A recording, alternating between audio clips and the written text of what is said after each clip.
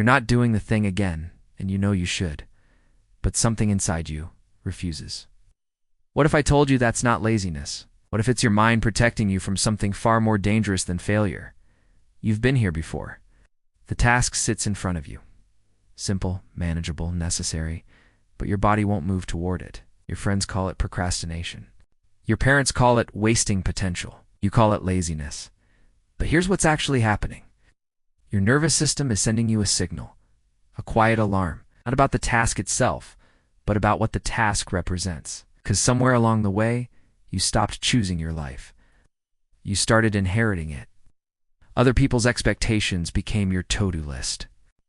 Other people's definitions of success became your metrics. And now, every time you sit down to work, your brain detects the mismatch, the life you're building, and the life you actually want. This isn't a character flaw. It's a psychological defense mechanism. In behavioral psychology, it's called passive resistance.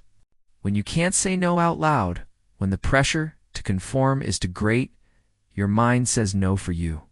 Through inaction, through avoidance, through what looks like laziness, you're not broken. You're protecting your identity from being overwritten. Let me show you what's happening inside your brain. Your prefrontal cortex is the planner. It sees the task. It knows the deadline. It understands the consequences.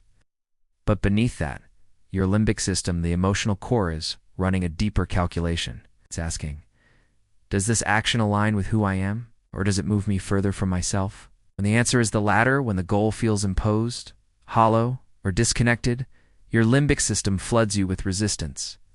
This is called motivational conflict. You're being asked to use energy, to build a life that doesn't feel like yours. Your brain, wired for survival, refuses. Because pursuing the wrong life is exhausting. Your body knows it. This is why you can scroll for hours, but can't write one email. Because scrolling costs nothing. But that email is another brick in a structure you never designed. So how do you move forward? Not by forcing yourself, not by discipline alone, by realigning your actions with your actual values. Here's the framework. Down the goals you're currently avoiding, then ask, who first told me this mattered? What would I lose if I stopped pursuing this? Whose approval am I actually chasing? This is called narrative distancing in cognitive therapy, separating your authentic desires from internalized expectations. Most of what you think you want was planted in you before you could consent. Recognizing that as the first act of freedom, look at your day, not what you should be doing. What you actually gravitate toward when no one's watching. The article you saved. The conversation that energized you. The problem you solve without being asked. These are clues. Your limbic system is showing you what resonates. In self-determination theory, these are called intrinsic motivators, actions fueled by internal alignment, not external reward. Follow the energy, not the obligation. You can't always abandon the life you're in, but you can renegotiate it. Ask, what's the smallest version of this that I can tolerate? Or can I create 10% more autonomy? What would this look like if I designed it? Psychologist Dan Pink calls this autonomy the need to feel agency over your choices. Even small acts of self-direction reduce resistance. You're not dismantling the structure. You're inserting yourself back into it. Create a daily moment, 5 minutes, where you check in with the question, did today feel like mine? Not productive, not impressive. Mine.